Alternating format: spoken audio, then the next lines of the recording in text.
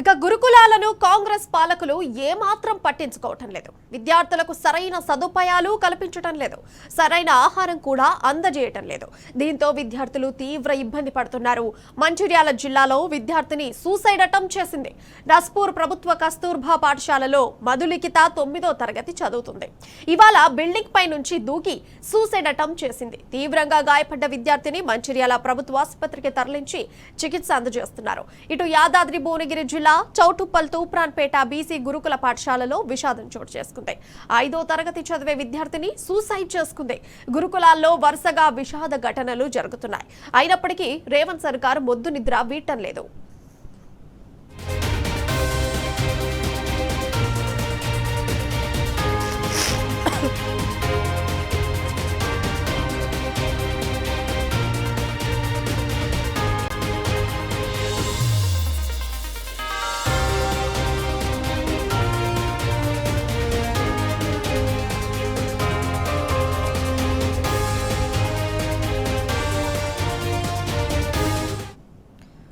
గురుకులాల్లో జరిగిన విషాద ఘటనల గురించి మనకు ఇన్ఫర్మేషన్ ఇవ్వడానికి రిపోర్టర్ ఉమేష్ ఫోన్ లైన్ లో సిద్ధంగా ఉన్నారు. అయితే ఉమేష్ చెప్పండి, గురుకులాలలో రోజు మనం ఏదో ఒక విషాద ఘటనలు చూస్తూనే ఉన్నాం. అండ్ ఇవాళ చూసుకుంటే ఒకరు సూసైడ్ అటెంప్ట్ చేస్తారు, ఇంకొకరు సూసైడ్ చేసుకున్నారు. దీనికి సంబంధించి పూర్తి డీటెయిల్స్ ఏంటి? Good evening Priya. మంచిర్యాల జిల్లాలో గత 15 రోజుల్లో 2 విద్యార్థినులు గురుకుల పాఠశాల భవనాల నుంచి దూకి ఆత్మహత్య చేసుకున్న ఘటన కలకలం రేపుతున్నది. తాజాగా మంచిర్యాల మున్సిపల్ కార్పొరేషన్ పరిధిలో ఉన్నటువంటి నస్పూర్ లో గల కస్తూర్బా ఆశ్రమ పాఠశాల బిల్డింగ్ భవనం పైనుంచి 9వ తరగతి చదువుతున్న విద్యార్థిని ఆత్మహత్య యత్నానికి పాల్పడ్డది. దీంతో ఊటావుటిన పాఠశాల సిబ్బంది మంచిర్యాల ప్రభుత్వ ఆసుపత్రికి తరలించారు. తీవ్ర గాయాలయ్యాయని ఏదైతే వైద్యులు చెబుతున్నారు. తనకు ఏదైతే హాస్టల్ సంబంధించి హాస్టల్లో ఉండడం ఇష్టం లేక దండపల్లికి చెందిన మధులిఖిత అనే 9వ తరగతి విద్యార్థిని బిల్డింగ్ భవనం పైనుంచి కస్తూర్బా ఆశ్రమ పాఠశాల బిల్డింగ్ పై నుంచి దూకి ఆత్మహత్య యత్నానికి పాల్పడారు. ఆ విద్యార్థిని కూడా తీవ్ర గాయాలయ్యాయి. మొత్తంగా గత నెల జూన్ 26వ తేదీన కూడా మంచిర్యాల జిల్లా కేంద్రంలోని కాలేజ్ రోడ్ లో గల ప్రభుత్వ సోషల్ వెల్ఫేర్ డిగ్రీ బాలికల గురుకుల కాలేజీ భవనం నుంచి దూకి డిగ్రీ సెకండ్ ఇయర్ చదువుతున్నటువంటి స్వప్న అనే విద్యార్థిని ఆత్మహత్య యత్నానికి పాల్పడ్డది. తన వ్యక్తిగత కారణాలతోటి పాల్పడ్డట్టుగా తెలుస్తా ఉన్నది. ఏదైతే స్వప్న తీవ్ర గాయాలయ్యాయి, ఉటావుటిన కుటుంబ సభ్యులు మంచిర్యాల ఏదైతే ప్రభుత్వ ఆసుపత్రికి తరలించి అక్కడ నుంచి నిమ్స్ కు తరలించారు. నిమ్స్ లో చికిత్స పొందుతూ స్వప్న ఏదైతే 4 రోజులు చికిత్స పొంది మరణించడం జరిగింది. మొత్తంగా చూసుకున్నట్టయితే గతంలో కూడా ఏదైతే నస్పూర్ లో గల ప్రభుత్వ కస్తూర్బా ఆశ్రమ పాఠశాల నుంచి మరో విద్యార్థిని కూడా ఆత్మహత్య యత్నానికి పాల్పడ్డది. అలాగే ప్రభుత్వ సోషల్ వెల్ఫేర్ డిగ్రీ బాలికల కళాశాల భవనం పై నుంచి కూడా గతంలో కూడా ఇంకో విద్యార్థిని దూకి ఆత్మహత్య యత్నానికి పాల్పడింది. ఏదైతే ఈ డిగ్రీ కళాశాల భవనం నుంచి దూకిన 2 విద్యార్థినులు చికిత్స పొందుతూ మరణించడం జరిగింది.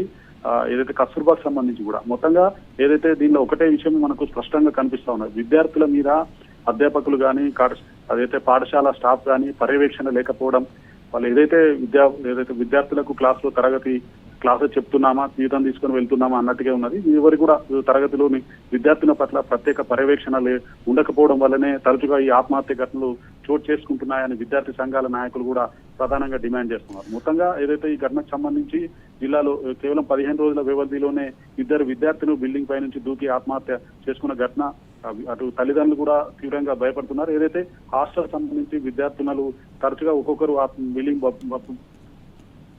బిల్డింగ్ పై నుంచి దూకి ఆత్మహత్య చేసుకోవడం, అలాగే చావు అంచుల దాకా వెళ్తుండడంతో అటు విద్యార్థినుల తల్లిదండ్రులు కూడా తీవ్ర ఆందోళన వ్యక్తం చేస్తున్నారు. మరోవైపు విద్యార్థి సంఘాల నాయకులు కూడా ప్రధానంగా ఒకటే డిమాండ్ చేస్తున్నారు. విద్యార్థుల మీద ప్రత్యేక శ్రద్ధ ఏదైతే అధికారులు పెట్టాలి, అలాగే టీచింగ్ ఫ్యాకల్టీ కూడా పెట్టాలి. విద్యార్థుల మీద పర్యవేక్షణ లేదని ఇలాంటి ఘోరాలు జరుగుతున్నాయంటూ ప్రధానంగా డిమాండ్ చేస్తా ఉన్నారు. ఉమేష్, మధులిఖిత అనేటువంటి అమ్మాయి 9వ స్టాండర్డ్ చదువుతున్నటువంటి అమ్మాయి, ఆమెకు సూసైడ్ థాట్స్ రావడానికి గల కారణాలు ఏంటి? ఎందుకంటే అక్కడ వసతులు లేకపోవడమా, లేకుంటే ఇంకేదైనా రీజన్ ఉందా? అసలు దీనికి ఎగ్జాక్ట్ రీజన్ ఏంటి? ఒకటే ముందు నుంచి కూడా మధులిఖిత తను హాస్టల్లో ఉండలేనంటూ కూడా పేరెంట్స్ కూడా చెప్పడం జరిగింది. కానీ పేరెంట్స్ కూడా ఏదైతే కస్తూర్బా ఆశ్రమ పాఠశాలలో సీటు వచ్చిందంటూ ఆమెను కోర్స్ తోటి ఏదైతే గురుకుల పాఠశాలలో వాళ్ళు అడ్మిట్ చేయడం జరిగింది. మొత్తంగా పదే తల్లిదండ్రులకు కూడా తనకు ఇక్కడ వాతావరణం బాగాలేదని, తాను ఇంటికి వచ్చి చదువుకుంటానంటూ 8వ తరగతి వరకు తల్లిదండ్రులు విలేజ్ లోనే చదువుకున్నటువంటి మధులిఖిత 9వ తరగతిలో హాస్టల్కు పంపించడంతో ఇంటి మీద బెంగతోటి, తల్లిదండ్రుల మీద బెంగతోటి తను ఆత్మహత్య యత్నానికి పాల్పడ్డట్టుగా ఏదైతే పోలీసులు భావిస్తున్నారు. మొత్తంగా పోలీసులు కేసు నమోదు చేసుకుని దర్యాప్తు కూడా ప్రారంభించారు. ప్రియా, అండ్ మరొక విషయం, మనము రోజు చూస్తూనే ఉన్నాం గురుకులాల నుంచి ఏదో ఒక సమస్య వస్తూనే ఉంది. మరి ఇంత సమస్యలు వస్తున్నా కూడా ఎందుకని పట్టించుకోవడం లేదు ఈ ప్రభుత్వం? అసలు ఇంత నిర్లక్ష్యానికి కారణం ఏంటి? అసలు ఏమనుకుంటుందని అనుకోవచ్చు?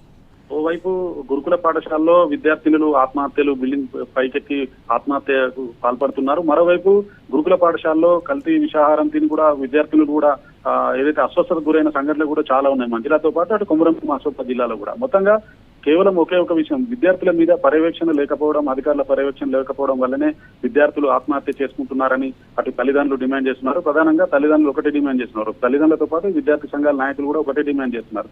ఏదైతే ఆశ్రమ పాఠశాలలో చదువుతున్నటువంటి బాలికలు కానీ బాలురు కానీ ఎవరి మీదనైనా కూడా ప్రతి ఒక్కరి మీద కూడా ఏదైతే ఆజమాయిషి ఉండాలని, పర్యవేక్షణ ఉండాలని, విద్యార్థులు ఎటు వెళ్తున్నారు ఎటు వస్తున్నారు అనే పర్యవేక్షణ ఉండాలంటూ కూడా తల్లిదండ్రులు ప్రధానంగా డిమాండ్ చేస్తున్నారు. ఓవైపు కోట్లాది రూపాయలు ప్రభుత్వం, రాష్ట్ర ప్రభుత్వం జీతాలు చెల్లిస్తున్నప్పటికీ ఏదైతే ఏదో నామమాత్రంగా వచ్చి అధికారులు, తర్వాత టీచింగ్ ఫ్యాకల్టీ కూడా వచ్చి వెళ్తున్న పట్ల కూడా విద్యార్థి సంఘాల నాయకులు డిమాండ్ చేస్తా ఉన్నారు.